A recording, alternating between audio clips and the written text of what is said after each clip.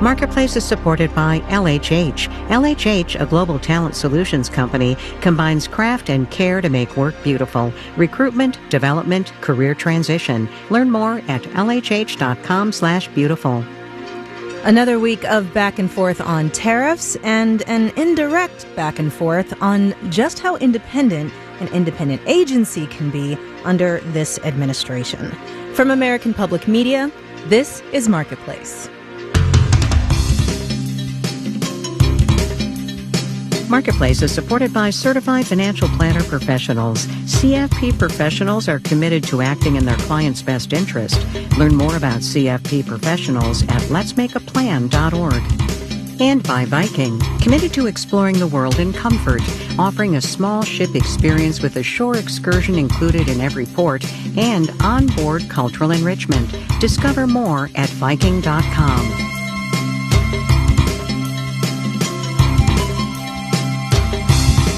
In Washington, D.C., I'm Kimberly Adams in for Kai Risdall. It's Friday, the 18th of April. It's good to have you along, everybody. What a week it was. Again, I feel like we're saying that every week. But anyway, here to talk about all of it, break down everything that went down, Courtney Brown from Axios and David Gura of Bloomberg. Hey, you two. Hey, Kimberly. Hey, Kimberly.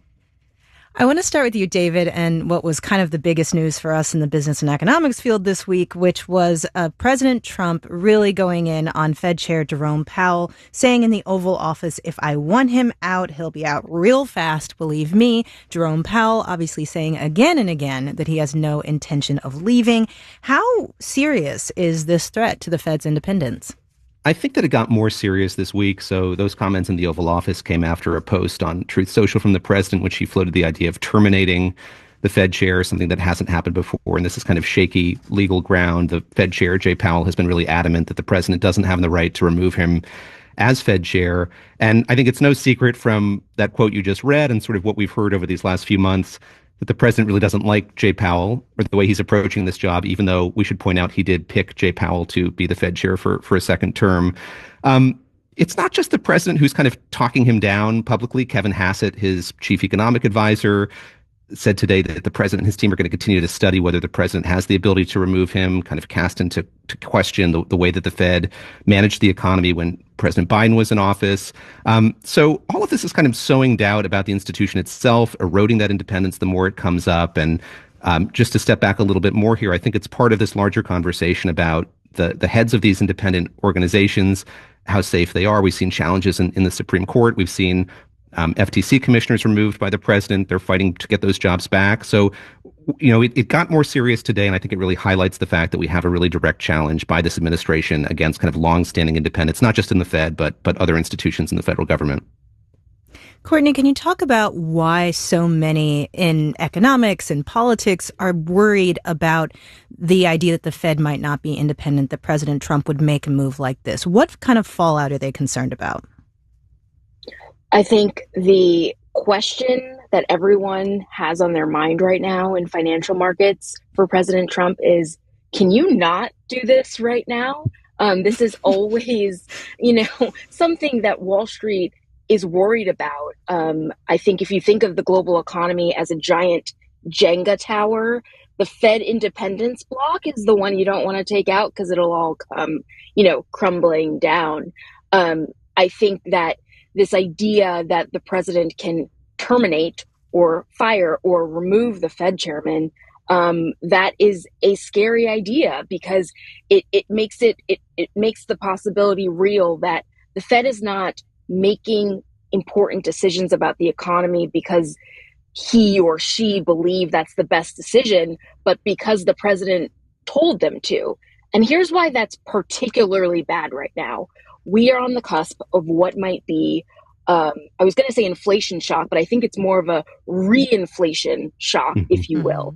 And it is so important that the nation believes that the Fed is independent, and the nation believes that the Fed is going to work to crush inflation. And this is good news for President Trump. If they believe that, there is a chance that this tariff-related inflation problem that everyone is expecting might not be that bad. You know, it's interesting. This week we saw the European Central Bank cut interest rates. Canada held steady.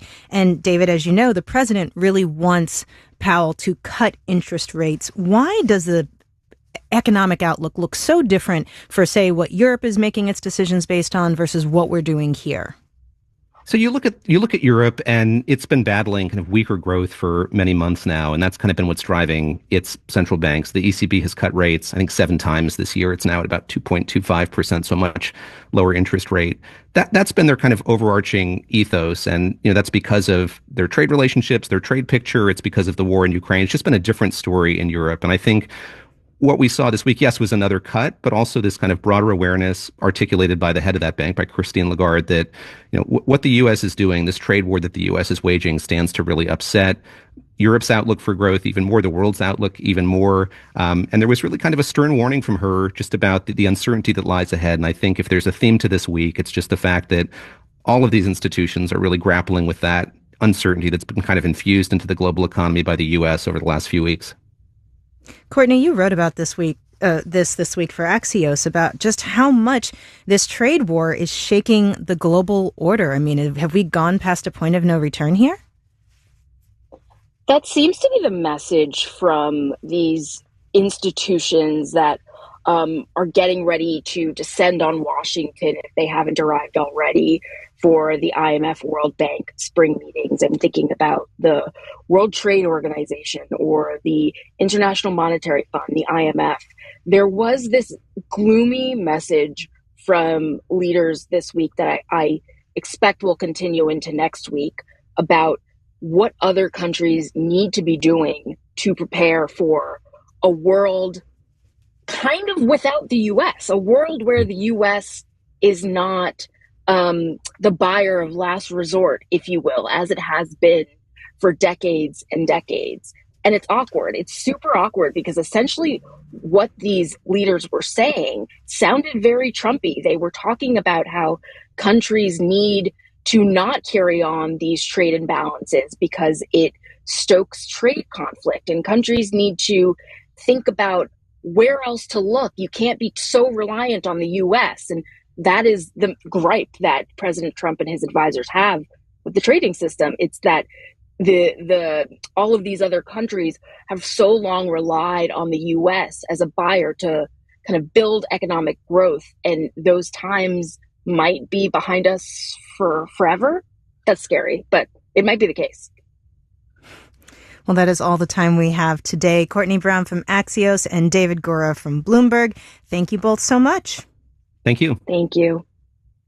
Wall Street today was closed for the Good Friday holiday, but the global economy keeps chugging along. We'll have the details when we do the numbers.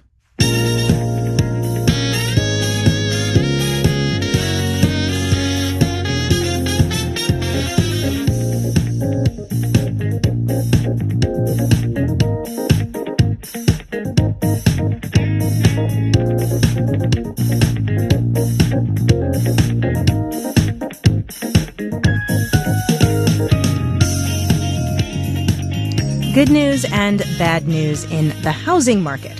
The good news, mortgage rates have dipped a bit and sellers are finally selling, which is helping with the housing shortage. Housing inventory is 19% higher than it was a year ago, according to Zillow's new housing market report. The bad news, though, buyers still aren't buying. Marketplace's Kaylee Wells explains why. A lot of sellers hadn't been selling because of what's known as the lock-in effect. Homeowners have very low interest rate. We have heard that they did not want to give that up. Lawrence Yoon with the National Association of Realtors says the march of time still brings retirements and divorces and kids moving out and reasons to sell anyway. Life-changing events means people have to sell their home even if they have to give up that low interest rate. Listings are up 9% compared to last year, but sales have barely budged. Timothy Savage at NYU's Schack Institute of Real Estate says that's partly down to tariff-induced economic uncertainty. Until potential buyers have some clarity about what's going on in Washington, we'll sit on the sidelines. Quite frankly, I would. The other reason is simple. Potential buyers still can't afford a new house, says Lance Lambert, co-founder of the housing market outlet Resi Club. We had this period during the pandemic housing boom where home prices went up 40-50% nationally. He says, sure, mortgage rates have dipped a bit, but when you look at housing prices through the lens of how much people are earning, this is one of the worst periods the past 2 years for housing affordability in almost 4 decades. Lambert says housing affordability is at least no longer getting worse, but getting it back to pre-pandemic normal will take years. I'm Kaylee Wells for Marketplace.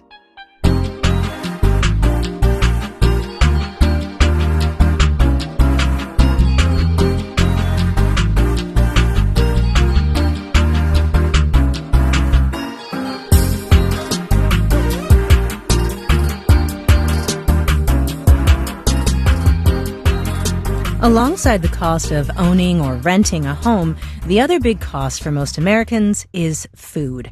And about 42 million people in the U.S. now get SNAP benefits, what used to be known as food stamps. In the last few years, those benefits have become an increasingly popular target for thieves. It's been such a big problem that at the end of 2022, Congress approved a big pot of money to reimburse people for stolen benefits. But that funding ran out at the end of last year and hasn't been reauthorized. Marketplace's Samantha Fields reports. On the morning of February 1st, Amelia Feliciano went grocery shopping at BJ's. She remembers because it was the day her SNAP benefits arrived. I woke up, called my benefit card. I'm excited, got the kids ready to go. She loaded her 2- and 4-year-old into the car and drove to the store, about 15 minutes from her home in New Haven, Connecticut. Once they got there, she double-checked the balance on her EBT card. All good. She had about $1,000. And she started shopping. When I came out to check out, there is no money in the card. Decline. There was not even 1 penny left. She didn't know what to do, standing there with her cart full of groceries, her kids already eating chips and cookies. I called my mom. She cashed at me the last $23 that she had so I could pay for what my kids were eating. I apologized to everyone that was around me, went back to the car, and I just cried. This kind of thing happens all the time. In the last few years, hundreds of millions of dollars were stolen from the lowest income households. Justin King is policy director at Propel, a software company that has an app that lets people manage government benefits. He says SNAP is easy to steal. EBT cards only have the black magnetic stripe on the back of them, and they don't have the chip that you find on your credit card and your debit card. There's a reason credit and debit cards pretty much all have chips now. They're much more secure. Jamie Topolsky, Senior Director of Government Payment Products at Conduent, says chips encrypt the data on cards and generate a unique code every time the card is used. Magnetic stripes do not. Most likely what's happening is that the thieves are able to surreptitiously install what's called a skimming device on a point-of-sale terminal or an ATM that copies the information off of a magnetic stripe when someone uses it. They're then able to use that account information and PIN to make a fake copy of the card. And he says with SNAP benefits, they know the schedule from experience of when funds get loaded. And so as soon as those funds hit, they will go shopping to deplete those funds as quickly as possible. And often buy things they can resell for cash. That's likely how Amelia Feliciano had her benefits stolen so quickly. Edward Josephson, an attorney with the Legal Aid Society in New York, says credit and debit cards used to be more vulnerable to this kind of theft, too. Chip technology exists because if the banks have to reimburse us for stolen money, they want to stop the stealing. Unlike banks, the federal government does not currently reimburse people who have their SNAP benefits stolen. And there's no federal requirement EBT cards be made more secure either. A few states are starting to transition to chip cards, and others are considering it. But obviously funding is an issue. They need the funds to do so, to make the transfers, to update the software, and to mail the cards to every SNAP recipient. Jessica Gonzalez Rojas, an assembly member in New York, says that would likely cost her state about $40 million. But if you switch to the chip-enabled card, you could prevent 87% of the skimming of benefits. There are other things states could be doing to reduce benefit theft, says Justin King at Propel. We could be blocking transactions at known fraudulent outlets. We could be messaging people